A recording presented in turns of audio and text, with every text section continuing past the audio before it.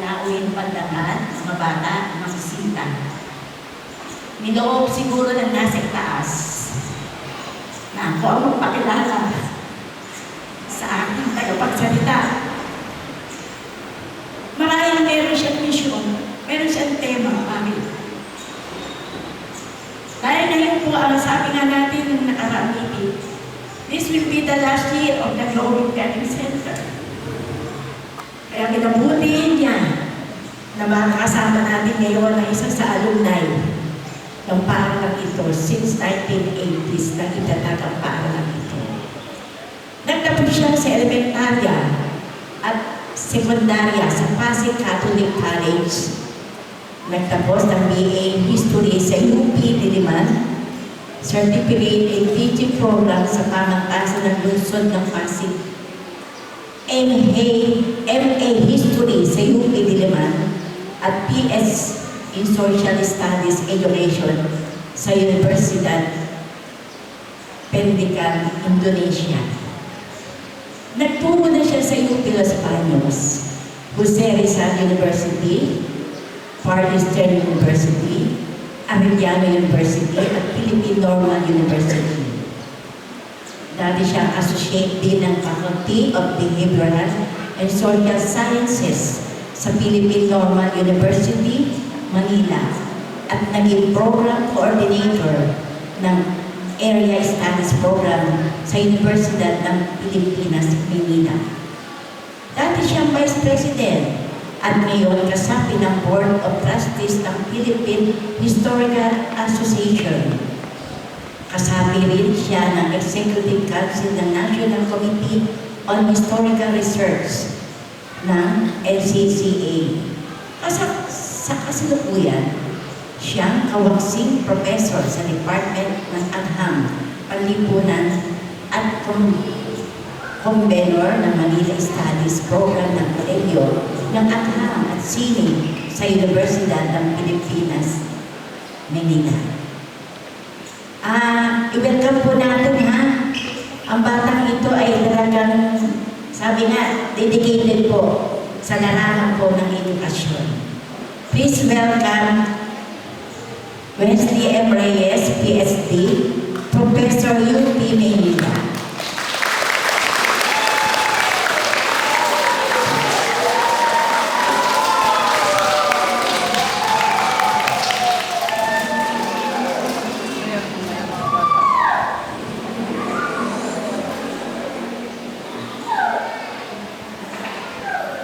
Magandang buhay at isang mapagpalayang araw sa ating lahat. Una sa lahat ay taos-pusong pagbati sa ating mga panauhin, lalo na kay kagalang-galang Ronel Samaniego, punong barangay ng Barangay Bambang. Salamat po sa inyong oras at suporta sa gawain ito. Ngayon din, isang mainit pagbati sa pamunuan, mga guro at mga magulang, partikular sa PTA officers sa pamumuno ni Ginoong Ronald Ciruelos, babata, at higit sa lahat sa mga mag-aaral ng Global Learning Center na magdiriwang ng kanilang moving up at binigyan ng parangal ng araw na ito. Mga bata, palakpak tayo. Ako po si Wesley Reyes, isang Associate Professor sa Department of Social Sciences, UP Manila. Sa halos 2 dekada po, ako ay nagkaroon ng pagkakataong kapagturo sa iba't ibang mga pamantasan, partikular na sa UP Los Baños, Far Eastern University, Arellano University, Jose Rizal University, at ang Philippine Normal University sa Maynila. Minsan rin po ako naglingkod bilang historical consultant sa ating Luzon sa Pasig City Museum. Ngunit, hindi ko po narating ang kinalalagyan po ngayon ng mag-isa. At mahalagang tandaan na ang bawat dakila at matagumpay na bagay ay may pinagmulan, isang simpleng simula. Isang tahimik na paghahanda at ang mga taong buong pusong sumusuporta sa likod ng bawat tagumpay. Nalulungkot po akong ibahagi na gaya ng mga batang pararangalan ngayong araw na ito, ako po ay produkto ng paaralang ito. Taong 1985 nagtapos po ako sa Global Learning Center na nooy tinatawag pang Small World Learning Center. Kaya habang po ay nakatayo rito ngayon, nagsasalita hindi lamang po bilang isang panauhin, kundi bilang isang alumni na may malalim na pagkilala at pagmamahal sa institusyong ito. Sa maliit na paaralan na ito, alam naman po natin, una pong natutunang magbasa, magsalita, kumanta ng busy day, at magbilang. Ako po ay tinuruan ni Mrs. Reyes. Marahil nagtatanong iba sa inyo kung kaano po si Mrs. Reyes. At marami ang may alam na siguro na si Mrs. Gloria Reyes na naging guro at tagapagtatag ng Global Learning Center ay ang aking ina. Sa loob ng mahigit 40 taon, siya ay naging gabay ng libo-libong batang nagsisimula sa kanilang paglalakbay sa pagkatuto. Nang pinag-usapan po ako ng aking nanay, mama, na magbigay ng mensahe, ako'y napaisip. Kanino ko ba ito itutuon? Sa mga bata bang magsisipagtapos? Sa mga bisita po ba natin? O sa mga magulang? At napagtanto ko na bagaman mahalaga ang ating mga kabataan sa okasyon ito, kayo pong mga magulang ang nais ko pong kausapin, kasama ng mga guardian, ng mga estudyante na naging gabay ng ating mga mag-aaral. Kaya nakikiusap po ako na ituon po muna natin ang ating atensyon sa akin. At pakinggan lang po muna yung ilan sa aking mga habilin para sa araw na ito. Kung handa na po tayong makinig, maaari po bang sabihin, handa na? Para mahina po, no? So ulitin ko po, kung handa na po tayong makinig, pwede po ba natin sabihin, handa na? Ay, yung mga aking mga bata, handa na. At kung handa na po tayong makinig, ay hayaan niyo po ako magpatuloy. Naalala ko minsan, isang liham sa social media ay naging viral tungkol sa mahalagang gampanin ng mga magulang. Ang liham na ito ay isang liham ng isang guro sa mga magulang. Nakasulat ito sa wikang Ingles, ngunit isasalin ko sa Filipino at hayaan niyo pong basahin ko po ito sa inyo.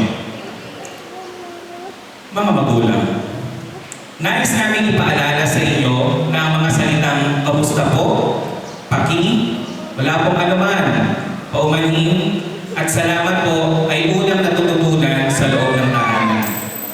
Sa tahanan din natututunan ng pagiging matapat, maagap, masipag, pakikipagkapwa, at paggalang sa nakakatanda at sa mga guro.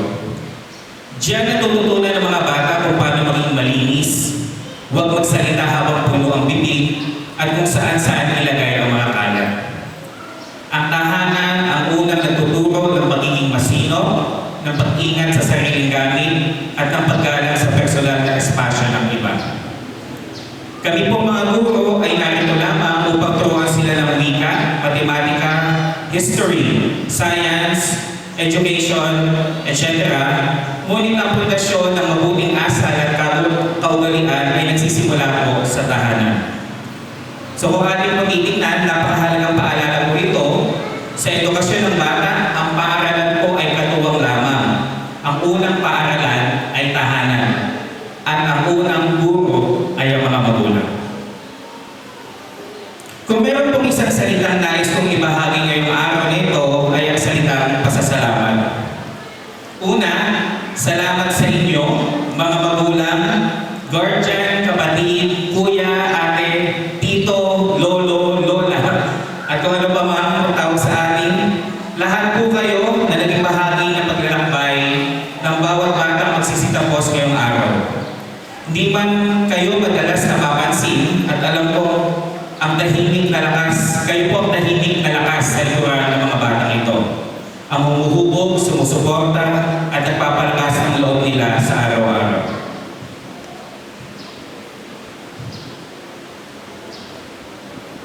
At ako na po ang magsasalita para sa mga bata. Maraming salamat sa inyo. Maraming salamat sa walang sawang pag-aaruga, paggabay at sakripisyo para sa kanila. Sa bawat paghahanda ng baon, pagsama o pagsundo sa paaralan, pag-review sa gabi, sa mga dasal na lihim ninyong inuukol para sa kanila, maraming salamat. At alam ko hindi iyon madali. Alam ko rin may mga araw na kayo pagod na. Maraming iniintindi, iniisip ilang problema, ngunit pilit pa rin inuuna ang kapakanan ng mga bata. Alam ko kung may pagkakataong kayo nagtitipid para lamang may maibigay sa kanilang pangangailangan. At kahit hindi palatihan napapasalamatan o napapansin, ang mga sakripisyong ito ay hindi kailanman mapapalitan. Kaya huwag po kayong manghinayang. Ang lahat po ng inyong pagod, pagtitiis at pagmamahal na ibinuhos ninyo ngayon ay hindi masasayang. Dahil darating po ang araw na ang bawat pawis at luha ng inyong inaalay sa kanila ay mamumunga. Hindi lamang sa anyo ng mga medalya at sertipiko, kundi sa anyo ng magandang buhay ng inyong mga pamilya at mabubuting mamamayang Pilipino na may malasakit, disiplina at pangarap sa buhay. At sa pagtanaw natin sa hinaharap, tandaan natin ang tagumpay ng inyong anak ay tagumpay niyo rin. Sapagkat kung wala kayo, wala rin po sila ngayon. Kaya marami pong salamat sa inyong pagsusumikap para sa kanila. Ikalawa, salamat sa mga guro ng Globing Learning Center, kay Mrs. Reyes, kay Teacher Rosie, sa lahat ng mga naging guro, at administrasyon ng Globing. Sa likod po ng Globing Center, yung kung mga naglilinis, nagmamap, no, nag-aayos, year in, year out, para maging maayos po ang pamamalakad ng Globing. Salamat po sa inyong matibay na panindigan, walang kapantay na pasensya, at tunay na malasakit sa bawat batang inyong tinuturuan.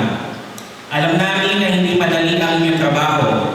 Sa bawat araw na puno ng ingay, puno ng tanungan, puno ng kulitan ng mga bata, kayo ang nananatiling kalmado. Sa bawat suliranin o personal na problema sa pamilya, isinasandali nyo para lamang makapag-focus sa klase. Kayo po ang tunay na huwagan ng dedikasyon. Sapagkat sa bawat batang nahihirapan magbasa o magsulat, kayo ang unang naniniwala na kaya nilang matuto.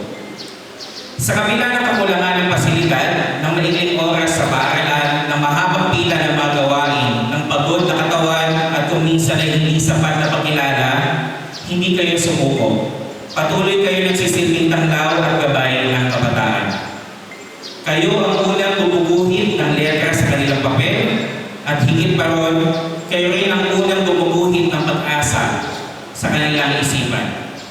At kahit paano, gaano marami ang umalis at nagbago, ang guro ang nananatiling haligi ng kaalaman, kabutihan at karakter ng bawat mag-aaral. Kaya muli, mula sa puso, pasalamatan po natin ang ating mga teachers.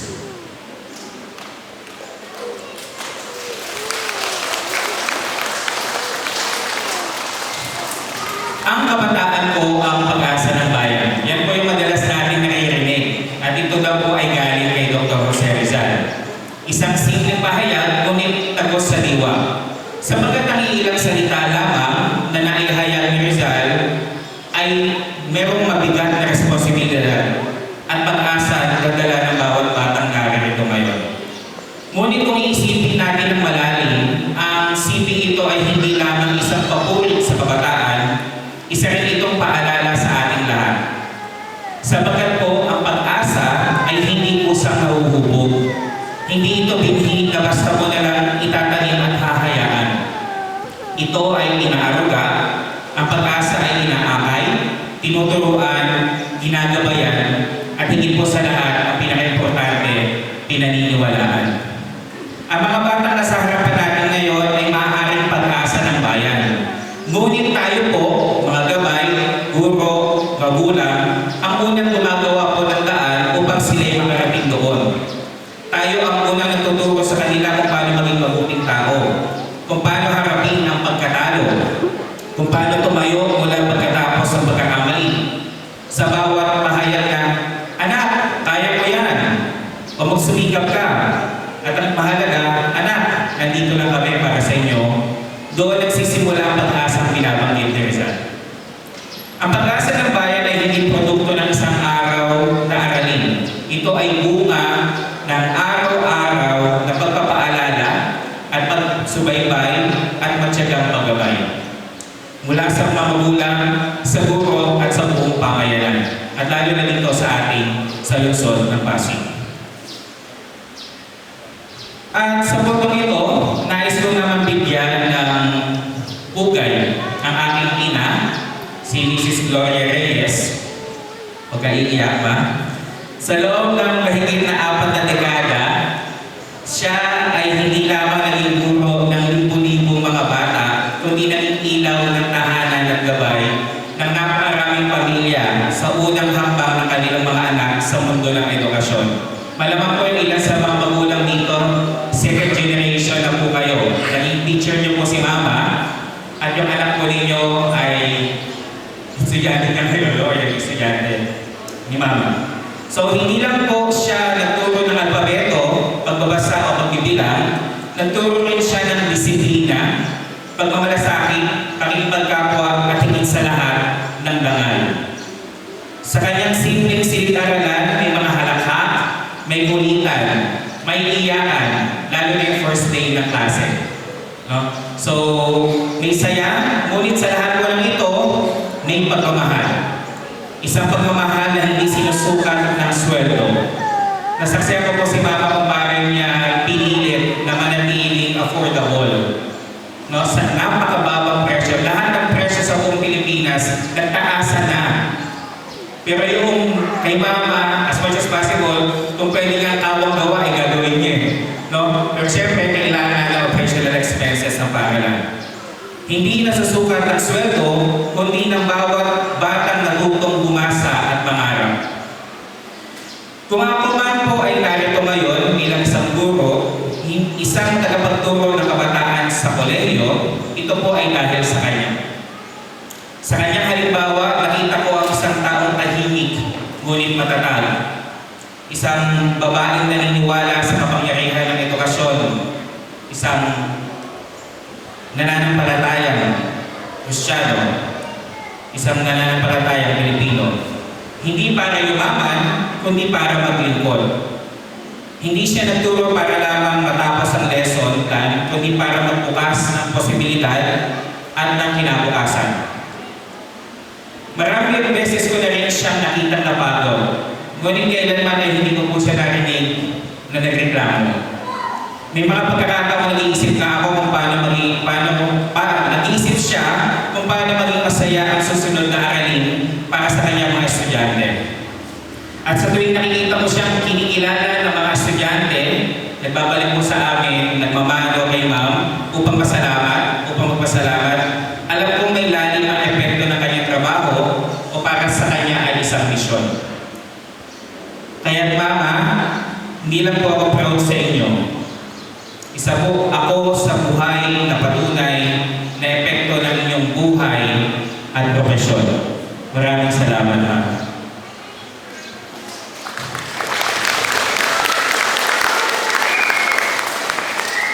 At alam mo, marami pa po sa narito ngayon ang nais din kayong pasalamatan. Lalo na magwawakas na sa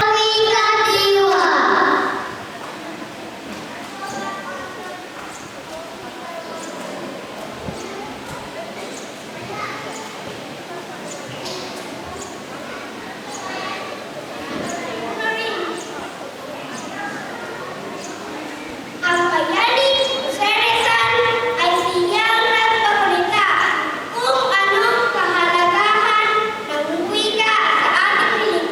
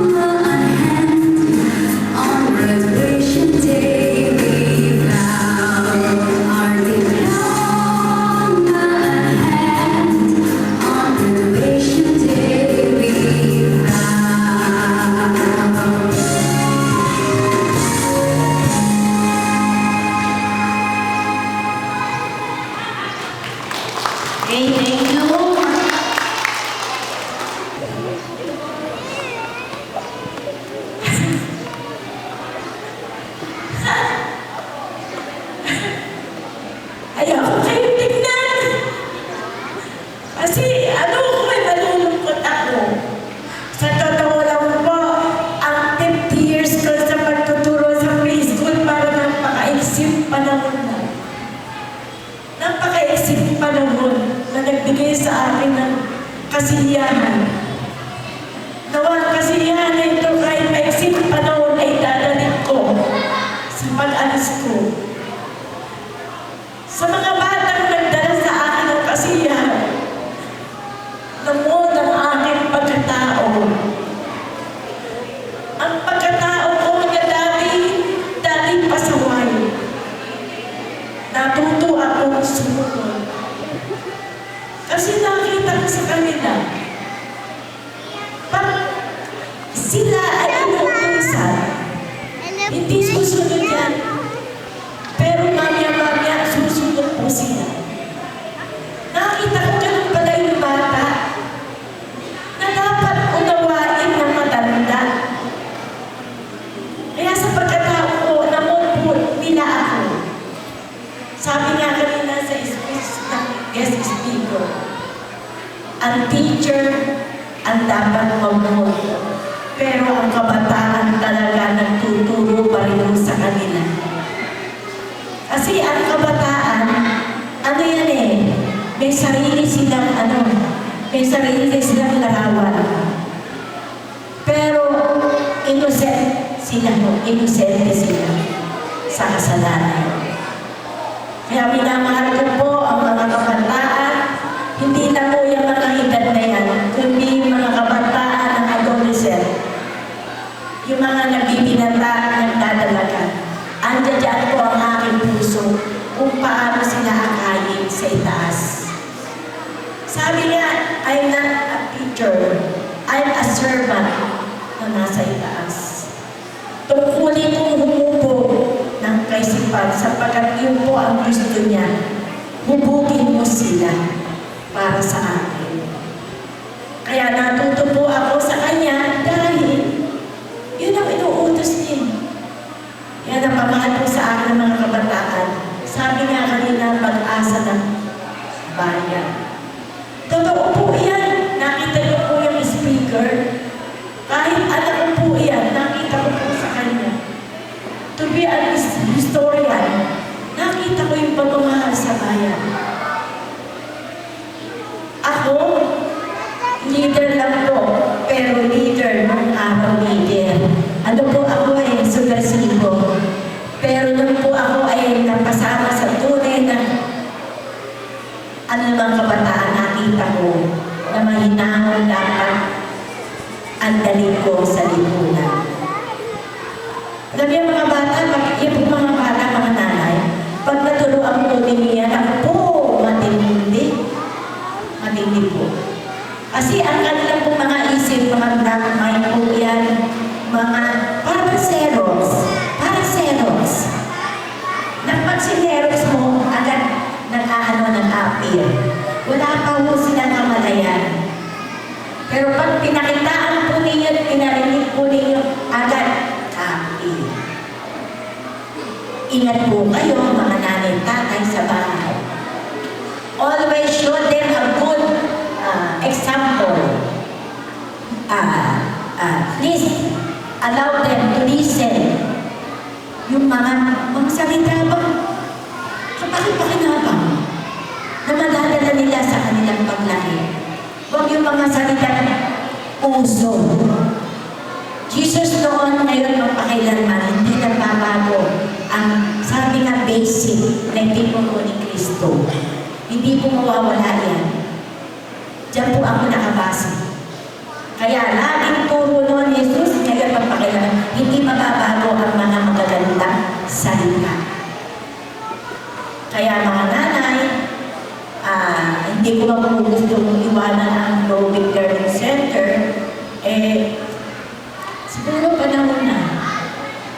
1975 po ako nasa preschool. Sa Kanuga pa kami ni Teacher Rossi. Naitayo ang Small World Global since 1982. Nalululog man ako, pero masaya ako dahil nawa ang aking paglilingkod ay hindi naman yung sinasabi kong tanggapin ninyo, kundi makakuha man lang po kayo ng konting ehemplo kay Ate Flo ay malaking bagay na po sa akin.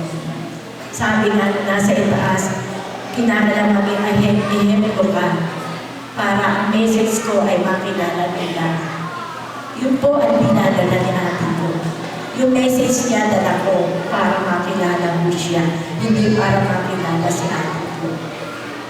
Kaya mga nanay, hindi po sinasara ang ano ni ate ko sa paaralan po. Anytime po, pwede po kayong mag-consulta po sa akin. Bukas po ang pinto. Bukas, hindi ko na po magsalita. Basta, kung may hihilo ka ng tulong regarding the papers ng mga anak, magtanong po kayo, baka makatulong po tayo. Okay, yung po bigayan po ng mga grades natin. Kasi po meron pong ang DepEd na once mag-closure po ang school, lahat po ng mga papers will be submitted to the office of the DepEd. In short, yung mga schedules sa distribution, wala pa mo sa amin. Depende sa DepEd kung kailan tayo bibigyan ng slot, kung kailan nila ipamimigay yung aming mga papers. Although yung litrato ninyo, ika dito, tsaka ang tracing na sa Globin, ayos-ayos na po, iseset na po namin yung date. Puro mga May, mga second week of May. Pero kung hindi man, sige, kung kailangan mo ninyo yung mga credential, pahinga ko po sa inyo. Kaya lang di po kompleto. Sika dito po ako nakakaalam kung kailan matatapos yung pictures po nila. Okay? So, hindi po ako nalulungkot, hindi po ako masaya. Kailangan naman, harapin ko yan. Pagkatapos po nito, wala na akong gawain. Gawain ko na lang po ay sa simbahan, sa community, sa homeowners, at saka sa katedral.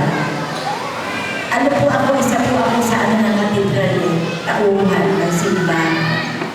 Yan po ang aming pinag-aanohan. Ang bata ibigay na sa ano nasa itaas para maging bahagi nila ako. Kaya Lord, thank you po. Thank you po ng marami sa inyo, Lord, sa pinagalaw niyo sa aking pagkil na ito. Sa ubasan ninyo, ako ay natuto kung paano niyo ako maging bilko. Nawa, naging karapat dapat ako maging bilko mo, Jesus. Salamat po. Mga nanay, okay mo ba? Salamat po at naging maayos po yung pakikinig ninyo.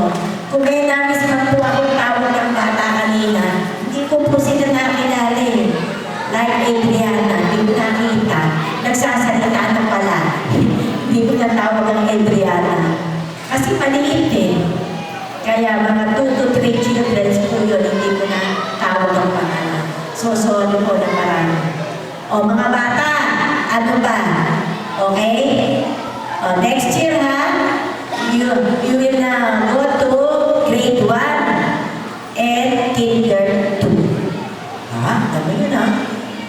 Pakita niyo sa mga teachers ha, ang ating mga natutunan. Okay? O mga bata, okay na ba? Okay.